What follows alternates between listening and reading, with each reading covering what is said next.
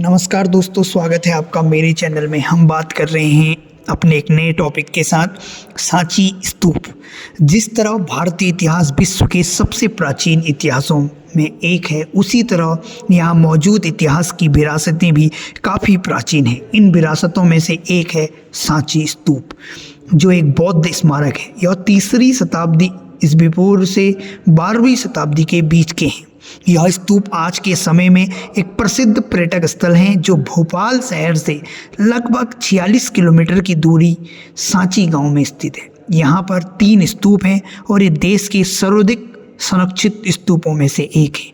सांची को 1989 में यूनेस्को की विश्व विरासत स्थल सूची में शामिल किया गया। अब बात करते हैं सांची स्तूप के इतिहास की। इस ऐतिहासिक स्तूप का निर्माण मौर्य समाज के प्रसिद्ध शासक अशोक द्वारा 3री शताब्दी ईस्वी पूर्व में किया गया था। इसके केंद्र में एक अर्धगोलाकार ईंट निर्मित ढांचा था, जिसमें भगवान बुद्ध के कुछ अवशेष रखे थे।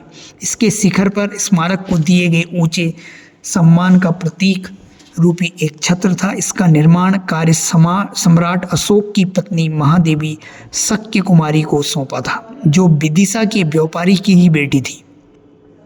सांची उनका जन्म स्थान और उनके सम्राट अशोक के विवाह का स्थान भी था। यह प्रेम, शांति, विश्वास और साहस के प्रतीक है। इस स्तूप को पहले ईंटों से बनवाया गया था, जिसे शुंग काल के दौरान पत्थरों से ढक दिया गया। इस स्तूप में तोरण, द्वारों और कटघरों का निर्माण सातवाहन काल में किया गया था, जिन्हें सुंदर रंगों से रंगा गया था। माना जाता है कि द्वार पर बनाई गई कलाकृतियां और द्वारों के आकार को सातवाहन राजा सातकर्णी ने ही निर्धारित किया था। इसकी ऊंचाई लगभग 16.4 मीटर है और इसका व्यास 36.5 मीटर है। बात करें कि स्तूप कहते किसे हैं। स्तूप एक पवित्र बौद्ध स्थल होते हैं, जिसे चैत्य भी कहा जाता है। इसका उपयोग पवित्र बौद्ध अवशेषों को रखने के लिए किया जाता है। वहाँ पर भगवान गौतम बुद्ध की आराधना की जाती है।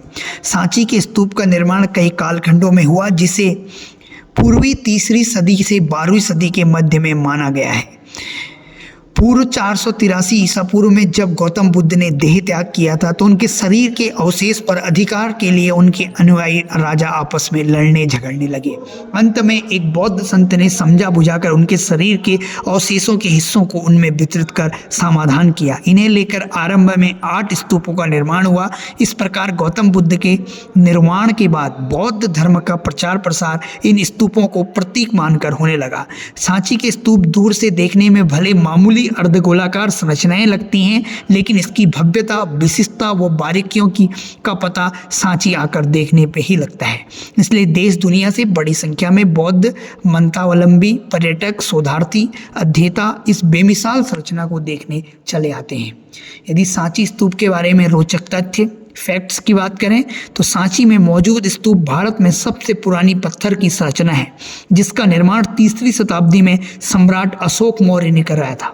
सांची के स्तूप 14वीं शताब्दी तक निर्जन हो गया था, क्योंकि इनके संरक्षण के लिए उस समय किसी भी शासक ने इस पर ध्यान नहीं दिया। तीसरा, इन स्तूपों की खोज वर्ष 1818 में एक ब्रिटिश अधिकारी जनरल टेलर ने की थी, जिसके बाद ब्रिटिश सरकार ने सर जॉन मार्शल को इसके पुनर्निर्माण का कार्यभार सौंपा था।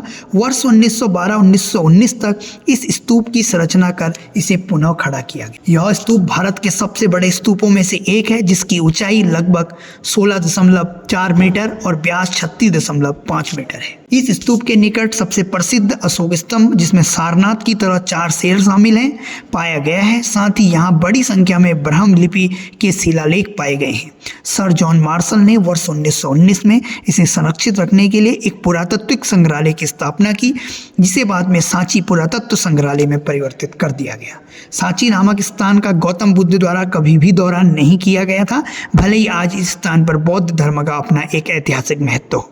इस स्तूप का निर्माण बौद्ध अध्ययन और बौद्ध शिक्षाओं को सिखाने के लिए किया गया था।